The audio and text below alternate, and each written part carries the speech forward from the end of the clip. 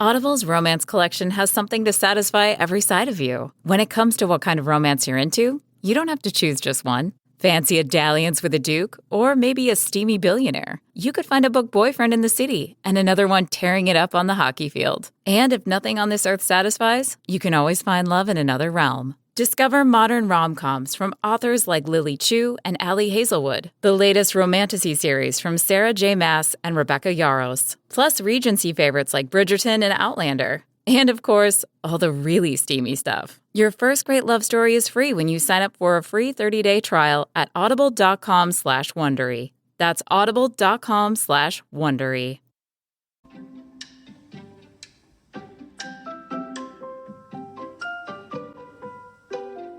Hi, I'm Daniel Lucas, and welcome to Book 101 Review. Book 101 is all about the books that I read for the last 40 years, and today I have my special guest. She's a licensed marriage family therapist, and of course, a relationship expert, no other than Miss Kayla Crane. Welcome, Miss Kayla, on Book 101 Review. And can you please introduce more about yourself that I missed? Hi, yeah, thanks for having me. So I am a licensed marriage and family therapist. I'm based in Denver, Colorado. I specialize in working with couples and relationships and relational trauma. I help couples heal from trauma that they've experienced either outside of their relationship that's contributing to problems in their relationship, or experiences inside their relationship that has created some damage. Miss Kayla Crane, thank you so much for sharing your knowledge and wisdom to the world. And today, let's talk about improving communication in relationships. So tell us, what is the most common foundational mistake couples make in their communication that sets them up for conflict before a single word is even spoken? I think going into a conflict or any kind of communication with the intent of being right or trying to convince your partner that you're right or your perspective is correct and they're wrong, you're not going to really make any progress. It's hard to change other people's minds. So if you could take a different perspective and kind of just take that who's right or who's wrong off the table, I think that it can really be transformative. Transformative indeed. So, Miss Kyla, beyond just active listening, what does it truly mean to listen to understand your partner's world rather than just to respond? Yeah, so I think getting curious about what your partner is trying to convey and the deeper meaning.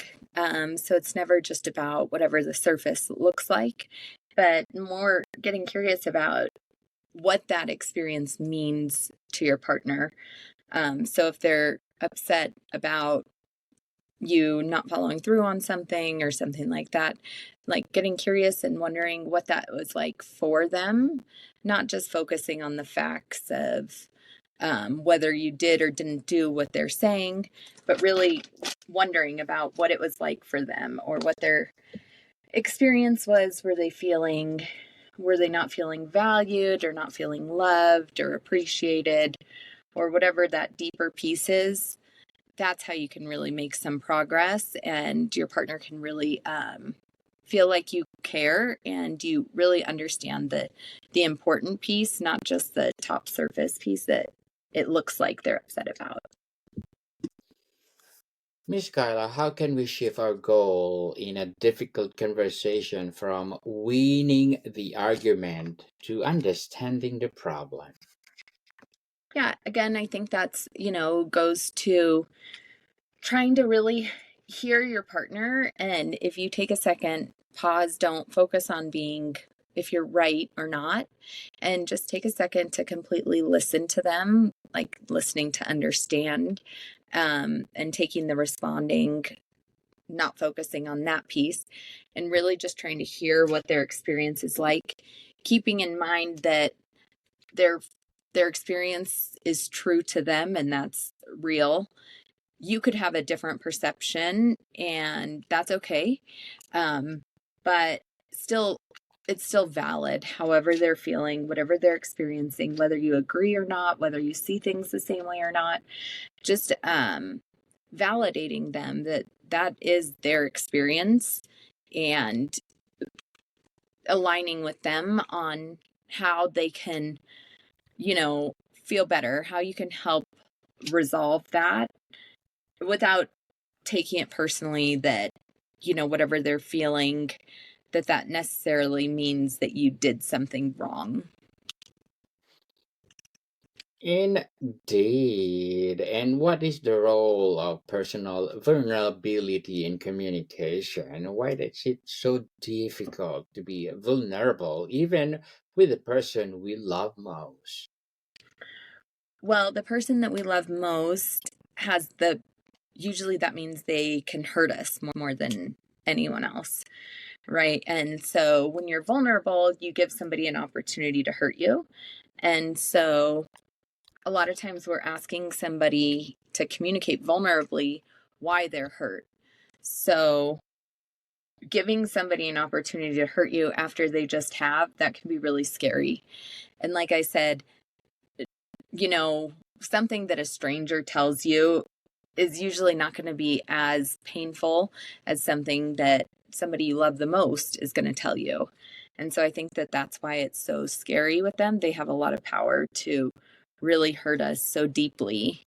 And so a lot of times it makes, that's what makes people just kind of want to close off, not give their partner any more chance to hurt them.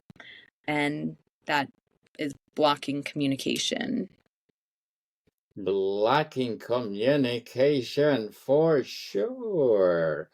And Miss Kyla, on navigating conflict and difficult conversations, what are the subtle early warning signs that conversation is starting to derail? And what is a simple tool to hit the reset button? So I think when it's seeming like your partner is just, you guys are on different pages, and sometimes people will have the experience where they'll think like, are you even like, how could you be thinking that? Like they're just not getting it. That usually means that things are not being received the way you want it to be. That can happen when couples have been in conflict for a while or have become disconnected, or sometimes, it's always been that way and they've never really addressed it. In those instances, if you find yourself kind of confused, it could be really helpful to just ask your partner, what did you hear me say? And a lot of times when they respond, that'll give you kind of it'll help you understand like, oh, if that's what you thought I was saying, now it makes sense. And it gives you the opportunity to clarify what you were really trying to convey. Interesting, Miss Kyla. And what's the difference between productive flight that leads to a solution and destructive flight and just causes damage? So, it's always good to take space, take a break when things become unproductive. So you can really use that time to regulate, calm down, and then come back and have a more productive conversation. Or if you recognize your partner is becoming dysregulated, once you are when you really become dysregulated, it's incredibly difficult to have a productive conversation. You're not operating out of that part of the brain where you can access the skills that you have. You're operating more out of survival mode. So if you could take a break and kind of gather yourself, whatever it takes to come back and have a productive conversation, that's going to be, kind of critical. But if you're taking the break to avoid the fight and just don't want to talk about it again, and then you never come back to it and you never repair it, then that's just avoiding. And the next time you have a fight, no matter what it's about, that last piece is the last fight is gonna kind of get wrapped up into there because there was no resolve. And then a lot of times, that really piles up. And usually that's about the time that people come to work with me, when there just has been just fights piling up because people take a break, but then they never come back to actually resolve things. Miss Kyla, what or how should we approach conversation about recurring issues, the perpetual problems that never seem to get fully resolved? So usually that if it's the same conflict that keeps coming up, that means it's just there's something. Usually what that means is somebody is not feeling heard, or it's the communication hasn't landed in some way and it just hasn't been resolved yet. So taking some kind of different approach, a lot of times that's where it can be helpful to ask your partner what they heard you say, because that could be where you keep getting stuck. But also getting curious, like I had said, trying to understand, looking at it from a different perspective. Because again, if it keeps coming up, it's probably that deeper meaning isn't being addressed or resolved. You're just kind of looking at that very surface piece. And like I said, there's always something deeper. So in order to really resolve it and get to that, get to the deeper piece, just being able to explore that with your partner and then responding with validation. That's step one. Because if your partner keeps bringing it up, they're not feeling heard. They're not feeling like you hear them. They're not feeling like you get it. But when you can validate them, they feel like, okay, now you've heard me. Now you get it.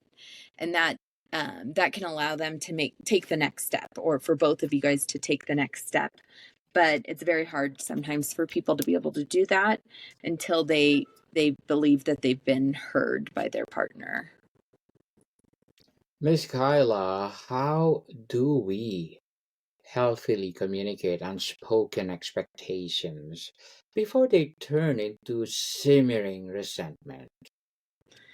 Well, yeah, you got to speak them. like your partner can't read your mind, not expecting them to, not trying to read your partner's mind, because a lot of times you're going to get it wrong. So just, you need to be able to ask for what you want. And it's really important to work as a team, your partners, and so if you're sensing that your partner is needing something, but they're not clearly communicating, at least to you, you're not getting it, then you can ask them. And so working as a team, not everyone's going to be able to access their tools all the time.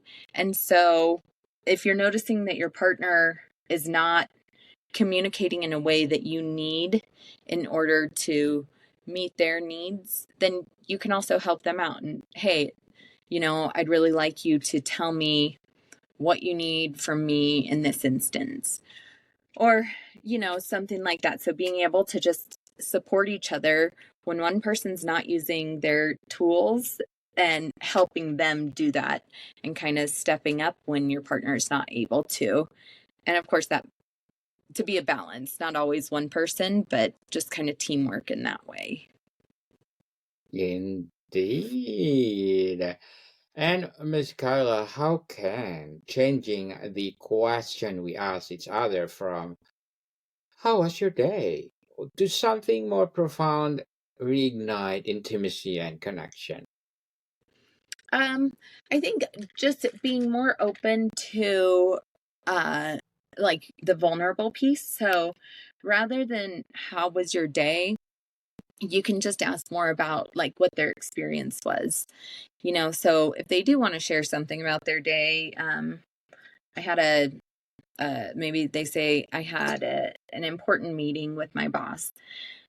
Not just leaving it there, but asking, what was that like for you? What was that experience like for you? Tell me about how you felt during it. So not focusing on the facts, but getting more curious about what your partner's actual experience, their emotions were. So that vulnerability, it doesn't have to be some grand conversation or anything, but just asking about things in a little bit of a different way. That is incredibly connecting, just sharing more of the vulnerable side rather than just kind of the facts. Well, tell us, Miss Kyla, what does it look like to create a culture of appreciation in a relationship? And how does it daily practice transform communication? I think recognizing what your partner, what they're doing. So if they are stepping up and helping you use your tools when you're not able to access that, verbalizing that you appreciate that, recognizing the efforts they're making when they are being vulnerable. That's, again, uncomfortable for everyone. So just acknowledging that and communicating how you feel closer to them after them being vulnerable in that way. So I think just hearing your partner, being able to ask them more and show like genuine interest in them, in their day, and make them see and understand that they're important to you and how they feel is important to you. Again, whether you agree or not, all of that means something to you. Means something for sure. And Miss Kyla, as a relationship expert, licensed marriage family therapist, what are your short term and long term goals? I think I would just I love working with couples. I love helping couples communicate better, repair. So I think, just continuing to do that. I love my job. I love doing this, and just being able to help as many people as possible, not just close by, but I like to provide also coaching to people all across the world. Across the world for sure. And good luck to your goals, Miss Kyla, and looking forward for more success. And what will be your piece of advice for those people out there want to be like you? So Hmm. I think number one, practicing in relationships in your own life, practicing that vulnerability. Um, not only romantic relationships, but friends, family, any relationship that you want to connect deeper on with people, just taking those steps to be able to just share a little bit more vulnerably, rather than kind of keeping it surface, but being willing to share just a little bit more with people and developing that trust and confidence that you can share those kinds of things. Well, thank you for that advice, Miss Kyla. And can you please recommend a book or books that influence your journey? Yeah. So I practice type of therapy called relational life therapy. And Terry Real created it. And I think all of his books are fantastic. The book Us, I think, is really one of the best relationship books I've ever read. So it's Us by Terry Real. And then as far as vulnerability, I think Daring Greatly by Brene Brown. That's just a great book for you to use relationally speaking, but in every aspect of your life, it really helps foster that vulnerability.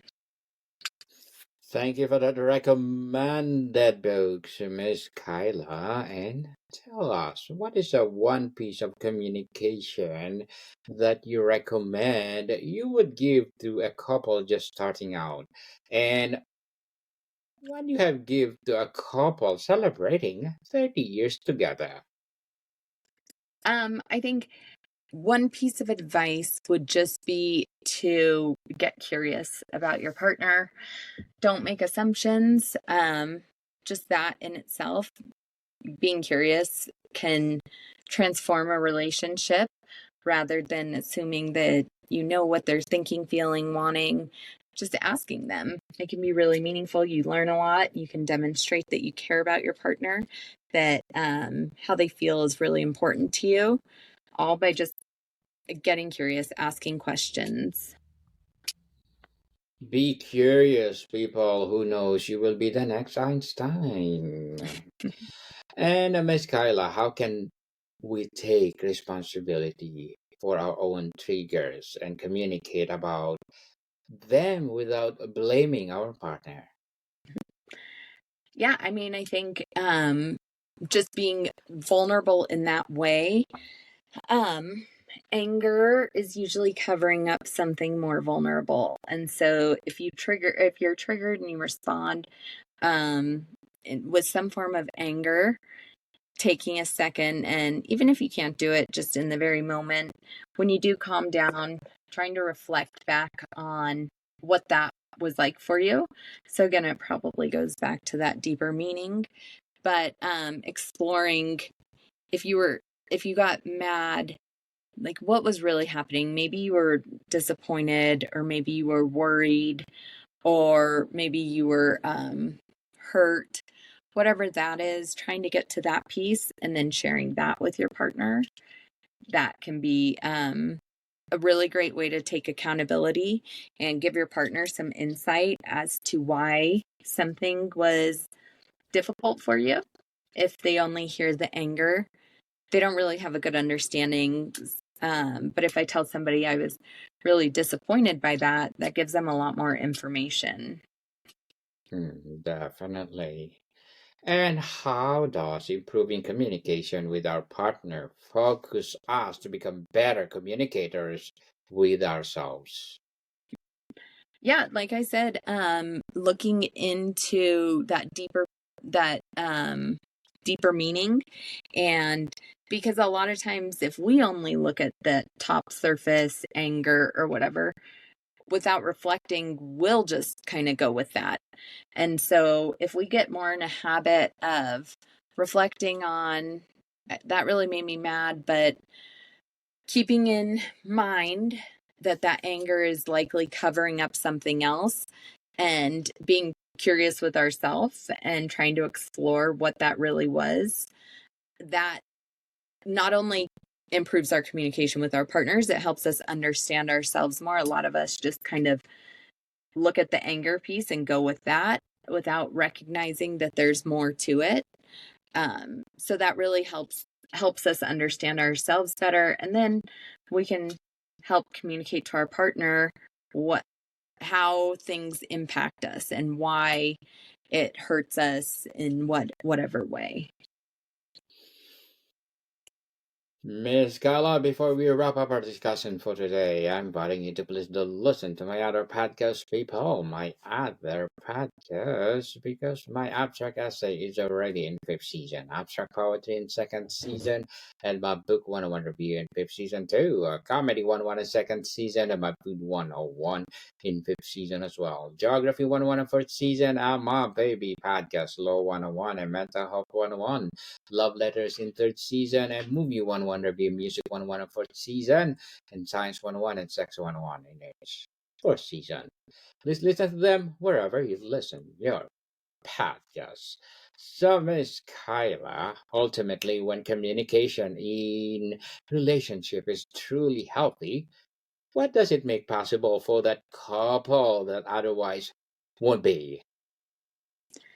What, that changes everything. That's a huge reason that people break up, is because that communication is unhealthy. Every single couple I work with, no matter what the presenting problem is or anything, communication is always a piece of it. And when people can get down a healthy way to communicate, then they can get through almost any problem, as long as they have those foundational tools. But without those, it makes things very difficult. So if you can just get that down, sometimes people think they've got to prepare for every potential problem and anticipate everything. But in reality, if you could just get the communication down, then you're really setting yourself up to be able to handle whatever's coming up for you. Miss Kayla Crane, thank you so much for sharing your knowledge and wisdom with the world. So can you please invite our listeners to support your business, your advocacy, or whatever projects that you're doing right now? Yeah, so I just and running my practice. I also help people with infidelity. I'm doing a lot of work with infidelity recovery right now. And like I said, just helping people in Denver, Colorado, and then also doing coaching all across the world. Yes, people, let's support Miss Kayla Crane, because if you support her, for sure, more empowering advocacy to come. So, Miss Kayla, thank you so much for your time. Thank you so much. It was nice talking to you. More to come, people. See you soon.